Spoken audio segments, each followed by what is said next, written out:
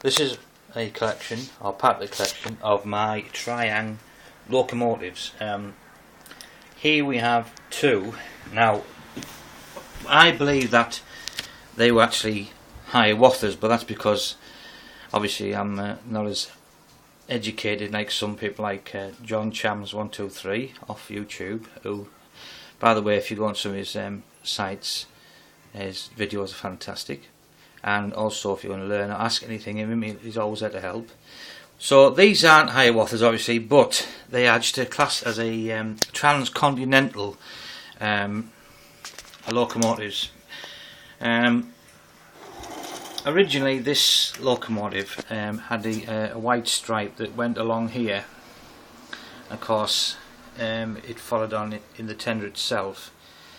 My choice, I removed it because, well, I just think it looked a bit naff, to be honest with you. And yes, I know you should keep them in the original state, but at the end of the day, they're my locomotives, and it's how I feel and I'm happy with.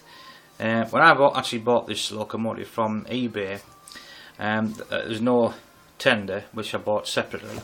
And if you can see here, the wheels have been painted red. Now, originally I was going to paint the wheels back to black, but consider I blacked the white out and everything, and they do look quite good actually. A bit like the German locomotives.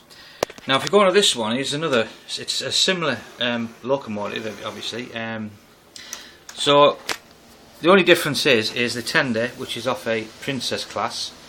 So I've just painted it. I did copy off somebody on the YouTube. This was actually silver. All this was silver, this was black, and to be honest with you, it just didn't suit it. So I've used a grey type primer paint on the front here.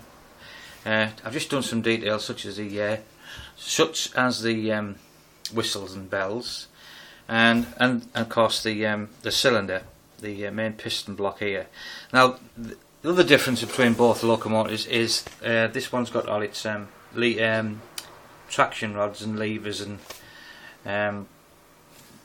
valve gear, where it's missing off this one. But I am going to buy I'm not going to probably go to a car boot somewhere. I might buy him, find him somewhere and replace it. It's actually got the actual girdle or harness here to actually put them on. Just a matter of tying them in with the rest of the traction rods. But you've got to admit it looks pretty neat. Oh yes, this part here was actually broken off. If you compare it with the other one here, it's these like steps going into the cab. For some reason, somebody decided to break these off. So actually, what I've done is because actually the cut was pretty straight across here, is using CD cases. Actually managed to file it and obviously cut the piece of suit, glue it on, and it's not too. I mean, it's not perfect by all means, but it's pretty decent.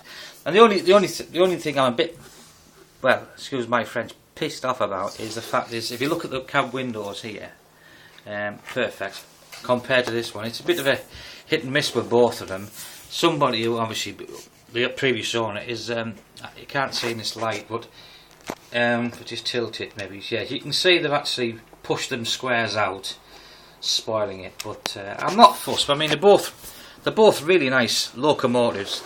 What I'm going to do next, I'm going to actually originally on the front, I'm not sure, but they used to have like a cow catcher. I'm not sure about this one here because it's got a front, pick up for carriages. So, but I might make scratch build cow catchers for the front and that, paint it obviously the same colour as the. But overall, these are just a pair of real fantastic Triang locomotives, and my mate John Chams would agree that these things just go on and on and on. But anyway, thanks for watching. If you've got any constructive opinion, by all means, please leave some comments for me. You know, any more information regarding these locomotives, what their actual proper name was. You know, like all I know them is now, thanks to John, they're not Hiawatha's. They're just to me they're just like a basic Transcontinental locomotive. But anyway, if you'd like to send any comments, please leave, and thanks for watching.